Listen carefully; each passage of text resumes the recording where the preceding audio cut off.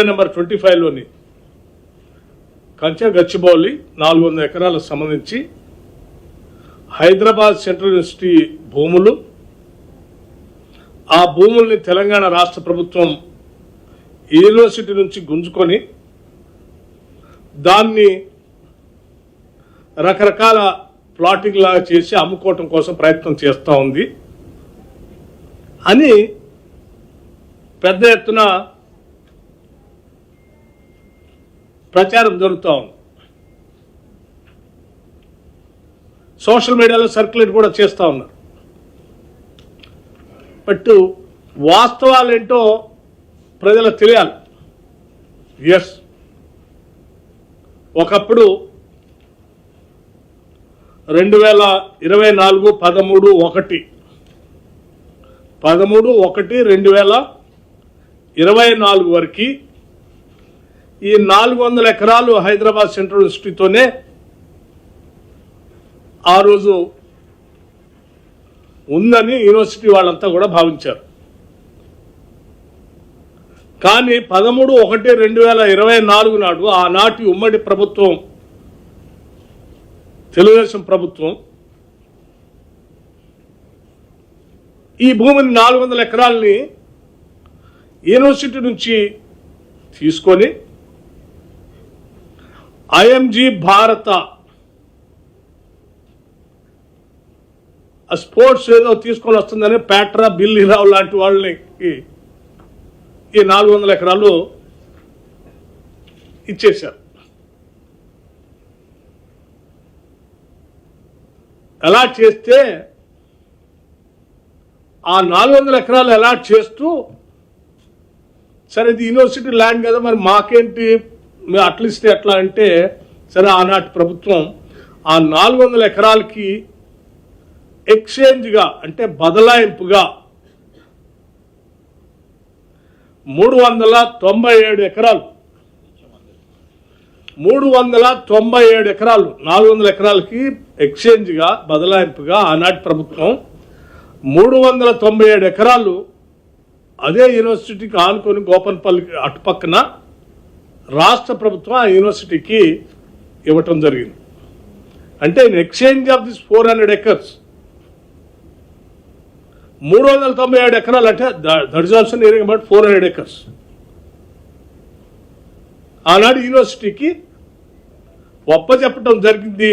దానికి సంబంధించిన ఆనాటి పంచనామా పేపర్లు కూడా, అంటే రాష్ట్ర ప్రభుత్వానికి సంబంధించిన అధికారులు, రెవెన్యూ అధికారులు, యూనివర్సిటీ అధికారులు కలిసి సంతకం పెట్టినటువంటి కాపీలకు సంబంధించిన సమాచారాన్ని, అంటే రాష్ట్ర ప్రభుత్వ రికార్డ్స్లోనే ఉంది, ఈ సమాచారాన్ని మీకు పూర్తిగా అందించాలనే నేను ఈరోజు ఈ సమావేశం మీకు పెట్టి వాస్తవ పరిస్థితులు చెప్పాలని. అంటే ఇప్పుడు మనం మాట్లాడుకునేది, ప్రజలు సర్క్యులేట్ చేసేది ఈ 400 ఎకరాలకు సంబంధించి ఆల్రెడీ ఎక్స్చేంజ్ ఆఫ్ ల్యాండ్ యూనివర్సిటీకి ఆ రోజు ఇచ్చేశారు. అది ఈ 400 ఎకరాలు ప్రభుత్వానికి అప్పచెప్తున్నట్టు, దాని బదులు ఇంకో 397 ఎకరాలు మేము తీసుకున్నట్టు యూనివర్సిటీ అధికారులు, ఆనాటి రెవెన్యూ అధికారులు ఇద్దరు కలిసి సంతకాలు పెట్టించిన కాగితాలు కూడా మీకు మీడియా మిత్రులకి నేను అందజేస్తాను. దయచేసి ఇవన్నీ వాస్తవ పరిస్థితులు ప్రజలకు తెలియాలి.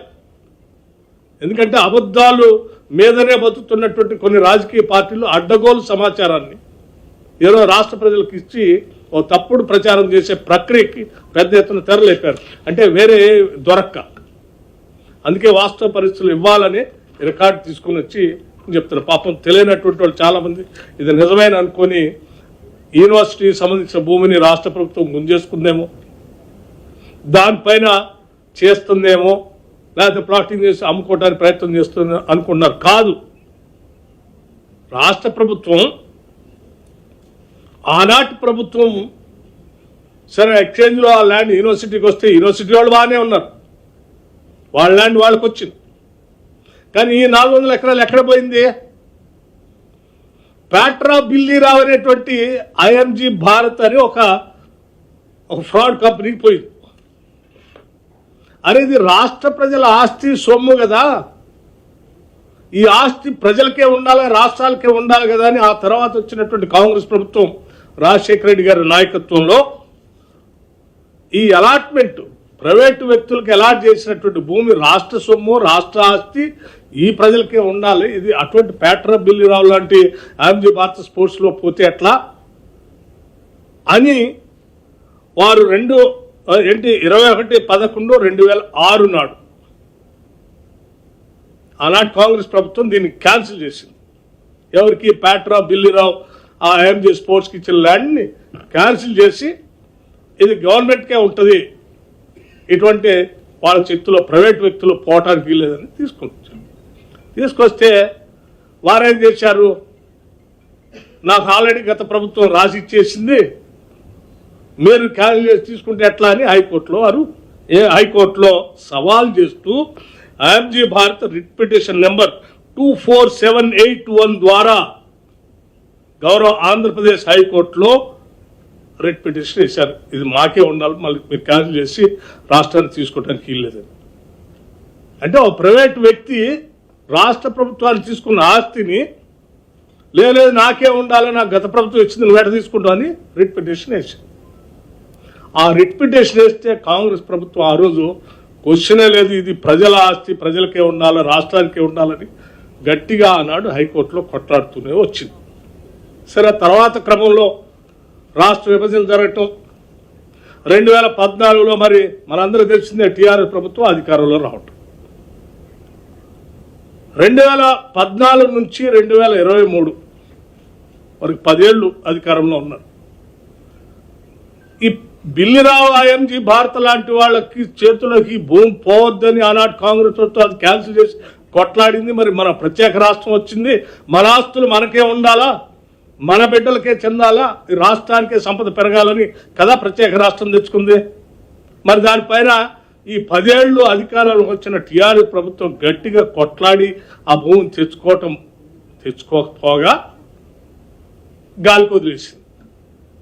గాలికి ఎందుకు వదిలేసిందో తర్వాత చెప్తాను.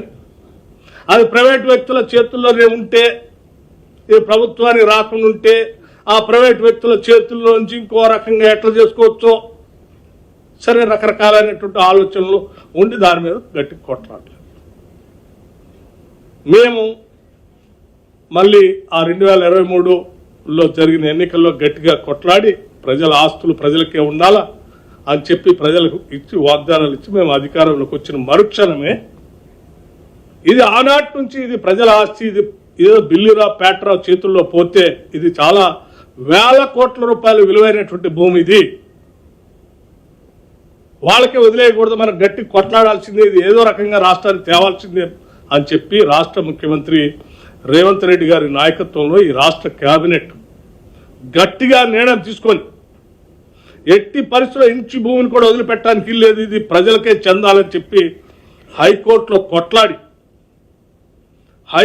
కొట్లాడి దీనిపైన కేసు గెలిచి ఆ భూమిని అంతా రాష్ట్రానికి తీసుకొచ్చారు. SLP number 9265/2024 dismissed